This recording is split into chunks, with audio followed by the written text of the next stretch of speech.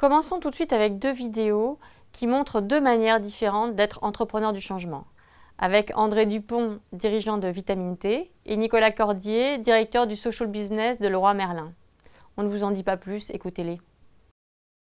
L'entrepreneuriat social connaît un développement très significatif en France depuis quelques années. C'est une vraie promesse d'avenir parce que l'entrepreneur social, il se situe entre le toute intervention de l'État et des collectivités, donc des services publics qui aujourd'hui sont très contraints par la ressource budgétaire, et entre le secteur marchand qui ne peut pas à lui seul répondre à tous les besoins, notamment sociaux, qui sont très prégnants dans notre société. Nous connaissons un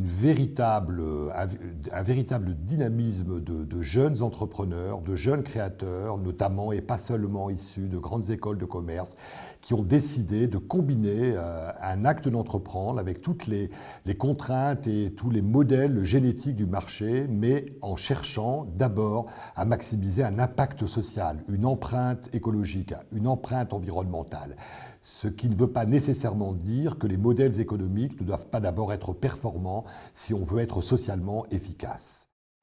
L'entreprise sociale devrait connaître un essor important en France et se situer dans les 10 prochaines années, selon moi et les équipes qui m'entourent, à une place, sinon dominante, en tout cas singulière et assez conséquente, qui pourrait générer plusieurs milliers, voire millions d'emplois dans le modèle économique français.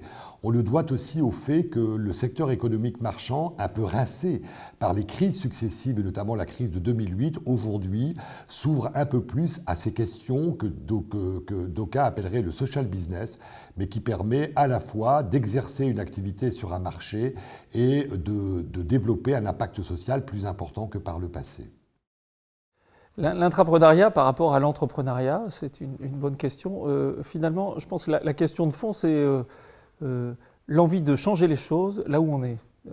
Il se trouve que ça faisait une dizaine d'années que j'étais dans l'entreprise Leroy Merlin, où j'ai occupé diverses fonctions, à la direction marketing, en magasin, à la direction de la centrale d'achat. Et donc finalement, à un moment donné, connaissant bien en interne l'entreprise, connaissant sa mission, c'est là qu'on se rend compte qu'on peut commencer à faire bouger les choses, faire bouger les lignes à l'intérieur de l'entreprise.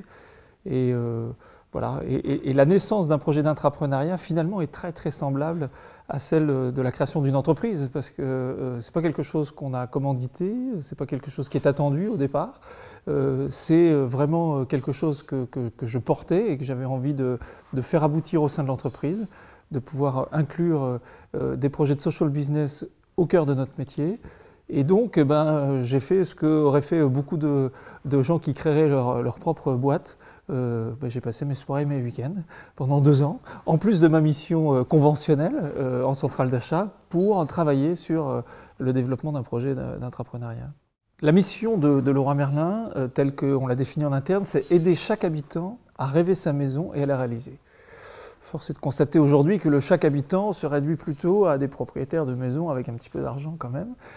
Et en même temps, c'est une mission qui peut être un driver au quotidien de nos activités. C'est le pari que j'ai fait avec d'autres au démarrage pour dire mais finalement, est-ce qu'il n'y a pas une manière de réaffirmer notre mission d'entreprise dans une version ou une vision qui soit plus ambitieuse peut-être, mais en tout cas plus enthousiasmante, et donc de pouvoir intégrer des habitants non clients aujourd'hui de nos magasins au cœur de notre métier, de trouver donc des solutions à des situations de précarité au niveau du logement. Et tout cela de manière durable parce que rentable, ou en tout cas à minimum ne pas perdre d'argent. Et donc c'est tout cet équilibre nouveau qui invite à repenser finalement le business différemment, mais aussi à repenser le social différemment. On a des conceptions, des représentations de ce qu'est le business et de ce qu'est le social qui font que finalement c'est tout un cheminement. Aujourd'hui, je pense que toutes les organisations, entreprises, mais je dirais même associations, universités, ont conscience qu'elles ne feront pas dans les 10 années qui viennent le métier qu'elles ont fait les 10 ou 20 dernières années.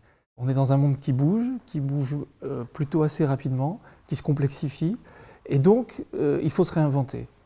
Et dans une grande organisation, avec beaucoup d'employés, avec des structures, etc.